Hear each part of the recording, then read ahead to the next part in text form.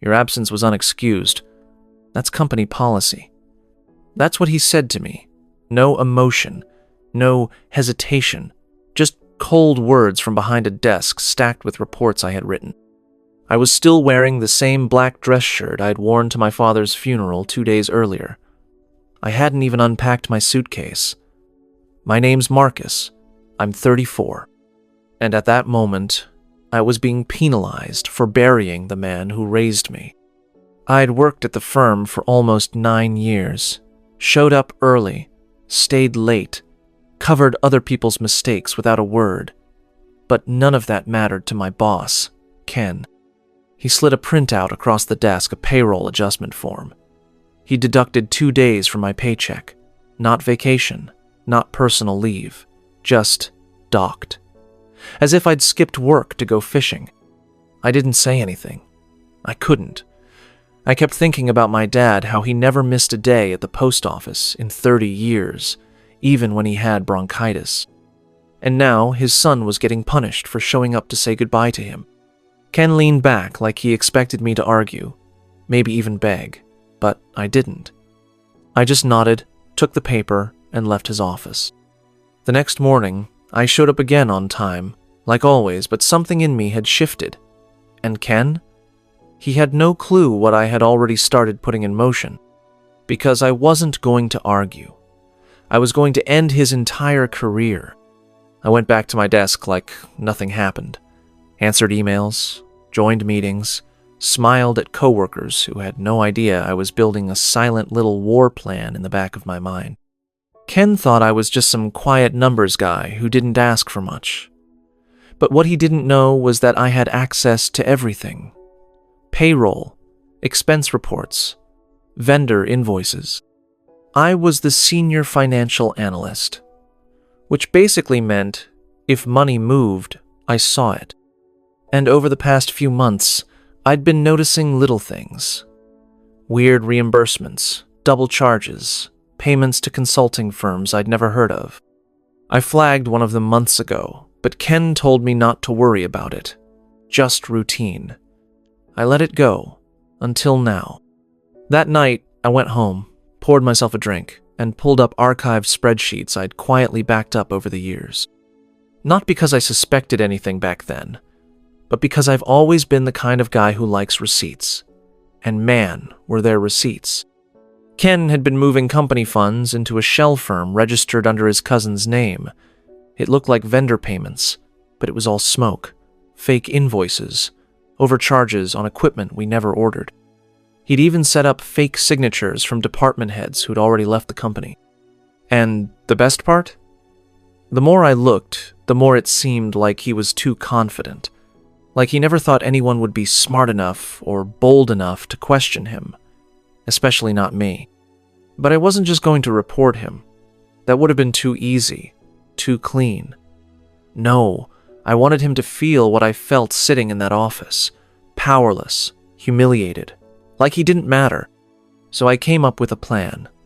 One that would expose everything. I didn't sleep much that week. Every night after work, I was digging, cross-referencing payments, pulling archived contracts, piecing together a financial trail so detailed even the IRS would have been impressed. I printed nothing, stored everything on an encrypted drive I kept in my sock drawer.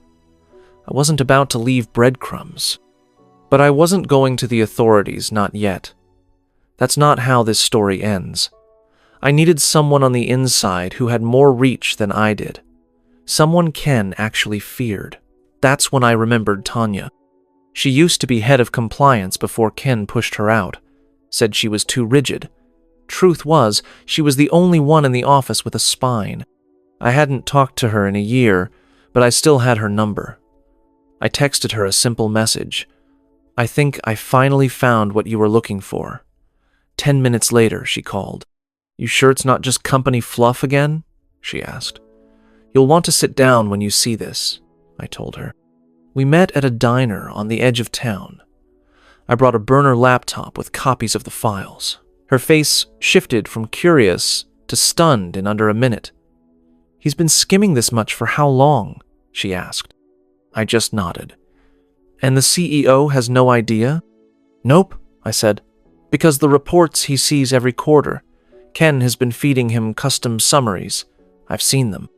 Tanya leaned back, smiled, and said, Marcus, I think you just gave me a reason to come back. The wheels were turning. We made a pact I'd stay inside and keep gathering quietly. She'd reach out to legal contacts she still trusted. We weren't just going to expose Ken. We were going to bury him under his own paperwork. And the best part? He still had no clue, still walking around that office like he owned every desk. That was about to change. By the time Friday rolled around, Ken had the nerve to call me into his office again. You've been quiet lately, he said, like he was trying to play therapist. Everything okay? I nodded. Just focusing, I told him. He smiled like he bought it, offered me a protein bar from his desk drawer, like we were buddies. I sat there pretending to listen while he rambled about quarterly goals, totally unaware that I was planning his corporate funeral. Tanya and I were moving fast.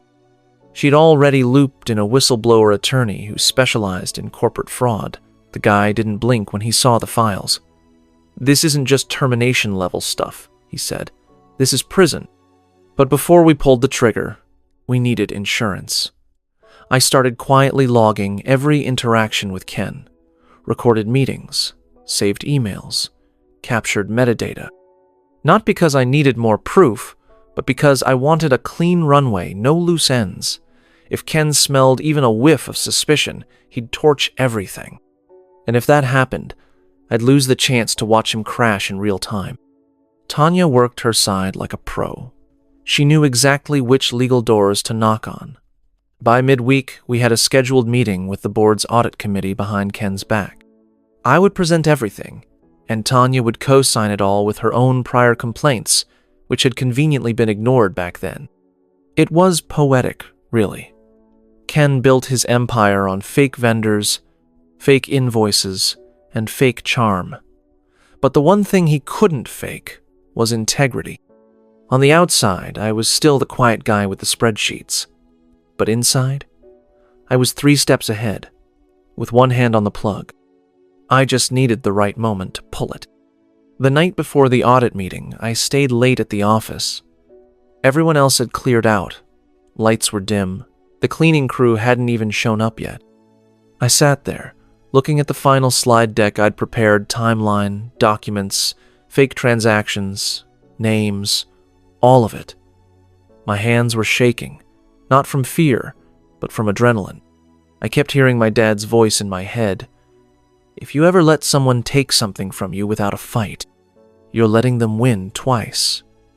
Ken had already taken my dignity when he docked my pay for going to my father's funeral. I wasn't about to let him take anything else. The next morning, Tanya and I walked into the boardroom like 2 people just there to give a dull numbers update. That's how we'd scheduled it, a financial review. Ken didn't even attend, too busy prepping for a golf trip with one of our biggest clients. I started the presentation slow, showed them standard profit and loss charts, cash flow metrics, all the stuff they were used to seeing, and then I stopped mid-slide, looked right at the chairman and said, "What I'm about to show you isn't in any of your quarterly reports." They shifted in their chairs, phones went down, then I showed them. Line by line. Fake vendor names, identical invoice formatting, routing numbers, all leading to one account. A cousin's name tied to 3 separate shell companies, tens of thousands skimmed monthly. I didn't dramatize it. I didn't need to. The numbers did all the talking. Tanya jumped in to confirm that she'd raised concerns about these exact inconsistencies a year ago and was told to stand down. You could feel the temperature in the room drop. No one said a word for almost a full minute. Then the chairman leaned forward and said, "We need to take immediate action." I nodded. "You'll want to do it before he gets on that flight." And just like that, Ken's countdown had started. By noon, the board had called an emergency session. No public memo, no calendar invite, just quiet movements behind closed doors. I went back to my desk and acted like I had no clue what was happening. Meanwhile, Tanya kept feeding me updates through text. They're reviewing HR records now. They asked for copies of his expense reports from Kone.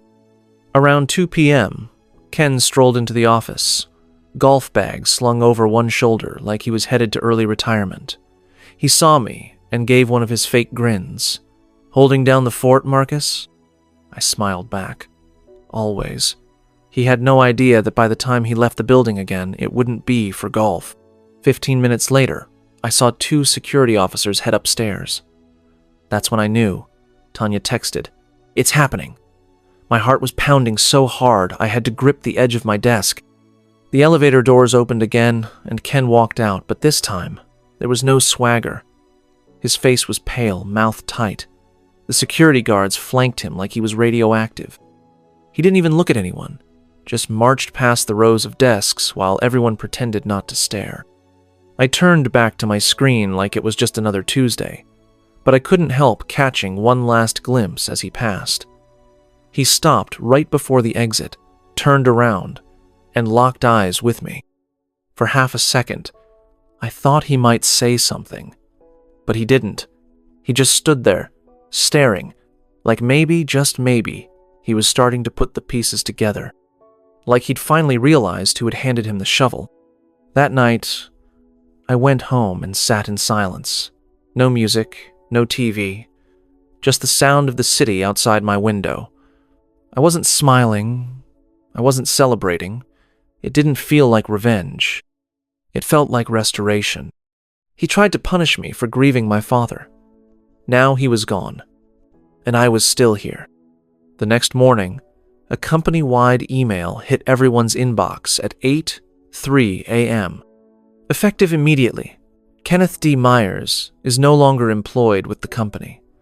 All inquiries regarding his previous responsibilities should be directed to the Interim Financial Oversight Committee. That was it. No thanks for his service. No farewell gathering. Just silence. People were whispering in the break room, trying to piece together what had happened. Some assumed it was sudden illness.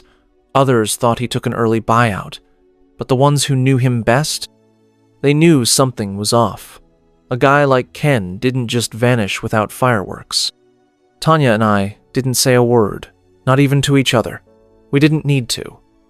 The investigation was officially underway, and legal had taken over. The files we turned in had triggered a full forensic audit. By the end of the week, HR was interviewing everyone who ever signed off on one of Ken's payments. I got pulled in too, obviously. They asked how long I'd known. I told the truth since the funeral. Told them he docked my pay while I was burying my dad, and I just snapped. The head of legal, this older woman named Carla, just nodded. "We're not here to punish you," she said. "Frankly, we're impressed you caught what 3 audits missed."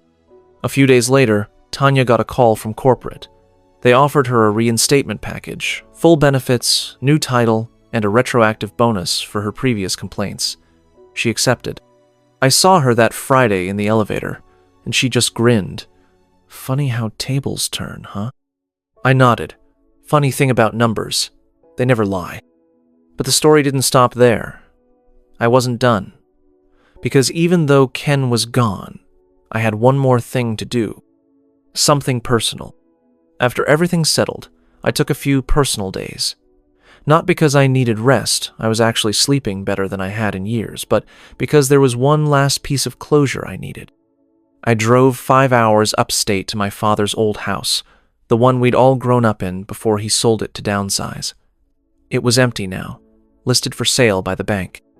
But I still had the spare key he gave me the day he moved out. I sat on the porch steps with a notebook in my lap, staring out at the street where he taught me how to ride a bike. I thought about everything. The funeral, the way Ken looked at me like I was disposable, the silence that followed his downfall. I needed to write it all down, not for revenge, but for remembrance. Then I opened my laptop and pulled up a document I'd started years ago but never finished. My resignation letter.